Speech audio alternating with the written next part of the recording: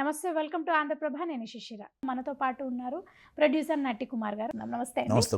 అంటే ఆయన నిజాయితీగా లేరంటారా? అందుకే అంత 10,000 మందిని తీసుకొచ్చారు. మరి అదే కదా, దాని ఆన్సర్ అదే కదా. నేను అడిగిన ఆన్సర్లో మీకు కనబడుతుంది కదా. నేనేం అడుగుతున్నా, మీకు నిజాయితీగా ఒక్కలే వచ్చి విచారణకి వెళ్ళవచ్చు కదా. మీరు 10,000 మందిని తీసుకొని రమ్మని ఆ నోటీసులు ఇవ్వలేదు కదా. 10,000 మందిని తీసుకొచ్చింది మీరు. మళ్ళీ పోలీసులు పెట్టారు, 10 కోట్లు నష్టం వస్తుందంటే మీరు. అంటే ఇక్కడ జనాలు కనబడట్లేదా? జనాలకు అర్థం అవ్వట్లేదా? మీరు ఎందుకు అంతమందిని తీసుకురావడం, అంతమందితో ఎందుకు కాన్వాయిలు రావడం? దయచేసి మీ మీద అభిమానం ఉండవచ్చు, ప్రాణం పెట్టవచ్చు. ప్రాణం పెట్టే వాళ్ళకి కూడా చెప్పాలి, ఇది ప్రజల సొమ్ము, మన బిడ్డల సొమ్ము కాబట్టి దయచేసి మీరు ఎవరు రావద్దు. విచారణకి నాకు నోటీస్ ఇచ్చారు, నేను వెళ్తాను అని చెప్పి మాట అంటే బాగుంటుంది కదా. అంటే కేటీఆర్ గారి డొల్లతనం ఇక్కడ కనబడుతుంది. మీరు తప్పు చేశాను కాబట్టి ఇంతమందిని వేసుకొని మీరు వస్తున్నారు. తప్పు చేయలేదంటే రారు కదా పెద్దలు. ఒక్కసారి ఆలోచించండి, పెద్ద మనసుతో ఆలోచించండి. రేవంత్ రెడ్డి గారు నేను కూర్చుంటాను అంటున్నారు. ఇటు 50,000 మంది, అటు 50,000 మంది వాళ్ళ కార్యకర్తలు చూసుకుంటారు. వాళ్ళు వస్తారు, మీరు వస్తారు. అంటే మళ్ళీ పోలీసులు మళ్ళీ కాపలా గాయాలి, పారామిలిటరీని దింపాలా, సిఎస్ఎఫ్ని దింపాలా. అప్పుడు మరి 100 కోట్లు ఖర్చు అవుద్దిగా. ఇది ప్రజల సొమ్మేగా. అంటే కోర్టు వారిని మనం ఏమంటున్నామంటే, మీరు చేసిన దాన్ని మీరు ఏదైతే ఇన్వెస్టిగేషన్ ఆఫీసర్కి సహకరించండి. ఇన్వెస్టిగేషన్ ఆఫీసర్కి సహకరించి మీరు కోర్టుకి వెళ్ళారు, ఇన్వెస్టిగేషన్ ఆఫీసర్ని సహకరించమని చెప్పారు.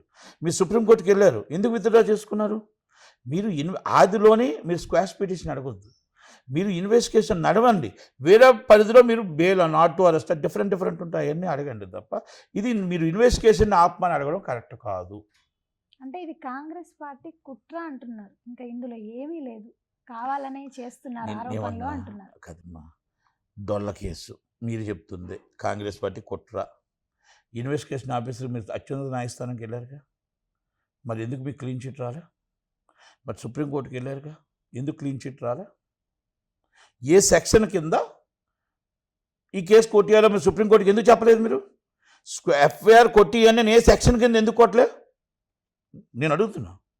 అత్యున్నత న్యాయస్థానంలో మీరు విత్డ్రా పిటిషన్, మీరు వేసిన పిటిషన్ స్క్వాష్ పిటిషన్ వేశారు. ఈ సందర్భం కరెక్ట్ కాదు అని అనేటప్పుడు హైకోర్టు ఆర్డర్ మీద జోక్యం చేసుకోలేమన్నప్పుడు మీ అడ్వకేట్ గారు ఇది కరెక్ట్ కాదు, ఇది డొల్ల కేసు, ఇది పనికొచ్చిన కేసు కాదు, ఎఫ్ఐఆర్ని స్క్వాష్ చేయండి అని ఎందుకు మీరు ఆర్గ్యుమెంట్ చేయలేకపోయారు? స్క్వాష్ పిటిషన్కి అర్థం అదే.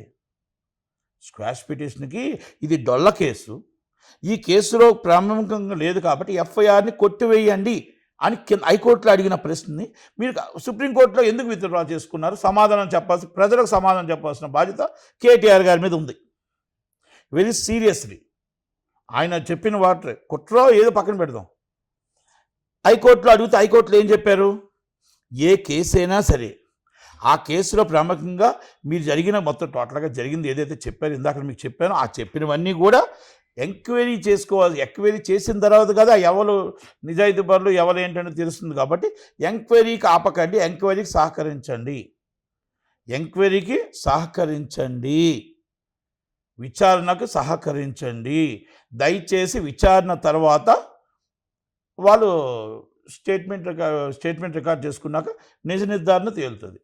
అప్పుడు అరెస్ట్ చేస్తారా లేకపోతే క్లీన్ చీట్ ఇస్తారా అని తేలుతుంది కదా. అంతే కదా. కాంగ్రెస్ పార్టీ ఇచ్చిన హామీలను నెరవేర్చకుండా వాళ్ళ పార్టీని అంటే జనాలందరూ తిడుతున్నారని చెప్పి వాళ్ళని దారి మళ్లించడానికే ఇలాంటి కేసులు అంటే ఇలాంటి ఆరోపణలు చేస్తున్నారు కాంగ్రెస్ పార్టీ. అలాంటప్పుడు ఫోన్ ట్యాపింగ్ కేసు రావచ్చుగా, అలాంటప్పుడు ఇంకో కేసు రావచ్చుగా. ఈ కేసులో రేవంత్ రెడ్డి గారు చాలా క్లియర్గా చెప్పారు, నేను కాంగ్రెస్ని మద్దతు ఇవ్వట్లా. రేవంత్ రెడ్డి గారు ఏం చెప్పారంటే, అనుకోకుండా ఎవరైతే ఈరేస్ కంపెనీస్ సీఈఓ ఉన్నారో ఏమైనా మీరు టైం అయిపోతుంది, మీరు మళ్ళీ ఈ అమౌంట్ మీరు కడితే, 3వ ఇన్స్టాల్మెంట్ ఏదో కడితే మీకు ఏదో స్టార్ట్ అవుతుంది ఏదో అని చెప్పుకుంటూ వచ్చారంట. దానివల్ల ఎంత నష్టం వస్తుందో, ఏం నష్టం వస్తుందో అన్నీ బేర్ చేసుకొని అప్పుడు ఆయన తొందరగా ఇది చూసిన తర్వాత అసలు దీంట్లో ఏం జరిగిందని తీస్తే వాళ్ళు చెప్పిన తర్వాతనే ఆయన తెలిసిన తర్వాత ఫాస్ట్గా తీశాడు. లేకపోతే ఇంకా కొంచెం లేట్ అవును. దాన్ని తీసుకొచ్చి దాని మీద ఎంక్వైరీ ఇవ్వమన్నారు. గవర్నర్ గారు పర్మిషన్ అడిగారు, గవర్నర్ గారు పర్మిషన్ ఇచ్చారు. రూల్ ప్రకారంగా చట్టం తన పని చేసుకుపోతుంది, యాజ్ పర్ లా వెళ్తున్నప్పుడు ఇక్కడ ఏది అవని ఓకే, మీరు తప్పులేదు, ప్రతిపక్ష నాయకుడిగా మీరు 6 గ్యారంటీల కోసం అడగండి, ఇంకో గ్యారంటీ కోసం అడగండి, ఇంకో గ్యారంటీ కోసం అడగండి. అవన్నీ మీ రైట్ ఇస్ ప్రతిపక్ష నాయకుడిగా. ఇది చేసింది తప్పు కూడా ఎదుర్కోవాల్సిన బాధ్యత కూడా మీకుంది కదా.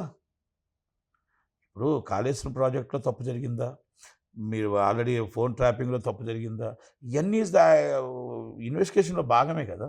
ఈ డిఫరెంట్ ఇన్వెస్టిగేషన్లు ఉంటాయి. నన్ను అరెస్ట్ చేయొద్దు, నేను మొత్తం టోటల్ ధర్నా చేస్తా, ఈ 6 గ్యారంటీల కోసం నేను అడిగిన దాకా నన్ను ధర్నా చేయొద్దు అంటే ఎలాగా?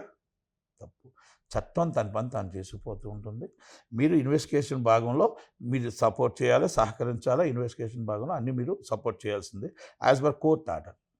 మళ్ళా మీరు ధర్నా చేయాలన్నా, ప్రతిపక్ష నాయకుడికి ఏం చెప్పాలన్నా, ఏం చేయాలన్నా అది మీకు పూర్తి రైట్ ఉంటుంది, పూర్తి స్వేచ్ఛ ఉంటుంది. మీరున్నారు, కేసీఆర్ గారు ఉన్నారు, కేటీఆర్ గారు ఉన్నారు, కవిత గారు ఉన్నారు, ఆదిశ్వరావు గారు ఉన్నారు, అందరూ ఉన్నారు. కాబట్టి మీ పార్టీ తరపున ప్రతిపక్ష నాయకుడిగా మీకు రైట్ అది. కనుక ఇక్కడ మాత్రం దయచేసి ఈ కేసులో కంపల్సరీ నాకు చూస్తున్న సమాచారం ప్రకారం తప్పు దొర్లింది. రాజకీయం కాదు ఇది. ఇది రాజకీయంగా తప్పు దొర్లింది. చట్టం, న్యాయం దీంట్లో కంపల్సరీ రూల్స్ ఆఫ్ పొజిషన్ ప్రకారం రాలేదు అనేది కనబడుతుంది. కనుక కంపల్సరీ దీని మీద అరెస్ట్ అవ్వడం మాత్రం ఖాయం. అది బెయిల్ ఇస్తారా ఇవ్వరా తర్వాత విషయాలు. కానీ ఇప్పుడు కాకపోతే ఇంకో 2 నెలలు కాకపోతే ఇంకో 4 నెలలు ఇన్వెస్టిగేషన్ తర్వాత కంపల్సరీ కేటీఆర్ గారిని అరెస్ట్ చేస్తారు. అది కేటీఆర్ గారిని చేస్తారా, లేకపోతే పిఎల్ఎన్ రెడ్డి గారిని చేస్తారా, లేకపోతే అరవింద్ కుమార్ గారిని చేస్తారా, బ్యాంక్ అధికారులను చేస్తారా, ఇవన్నీ తర్వాత విషయాలు. ఇన్వెస్టిగేషన్ చెప్తుంది, మనం కాదు చెప్పేది. ఎవరు తప్పు చేశారు, ఎవరు ప్రాథమికంగా చేశారు వాళ్ళు కదా డిసైడ్ చేస్తారు. మనం ఎవరిని చెప్తాం. కనుక ఇవన్నీ కూడా A1 A2 అవ్వచ్చు, A2 A4 అవ్వచ్చు, A4 వచ్చి A1 అవ్వచ్చు, ఇవన్నీ కూడా ఇన్వెస్టిగేషన్లో తేలుతుంది. కనుక అప్పుడు దాకా వెయిట్ చేయవలసిందే, ఇన్వెస్టిగేషన్కి సహకరించవలసిందే. ఏది కూడా మన విచారణకు సహకరించకుండా, సపోర్ట్ చేయకుండా లేదు. మీ నిజంగా ప్రజల మీద ప్రయాణం ఉంటే మీ 10,000 మందిని కార్యకర్తలు తీసుకురాకుండా అలా 5,000 మంది పోలీసులు పెట్టకుండా ఉంటే 10 కోట్లు మిగులుతుంది. దయచేసి మీరంతా మీరే వచ్చి రానట్టు చూసుకొని విచారణకు సహకరించండి. అప్పుడు ఈ డబ్బుని ప్రజలకు పంచడానికి గవర్నమెంట్కి మీరు సహకరించడం అవుతారు.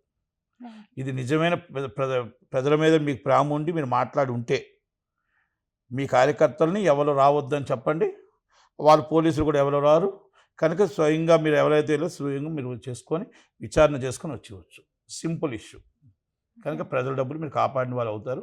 నిజమైన రాజకీయ నాయకుడు, తెలంగాణ తెచ్చిన కేసీఆర్ గారి కొడుగ్గా మీ చరిత్రకి ఎక్కుతారు. ఓకే అండి, థ్యాంక్ యూ సార్.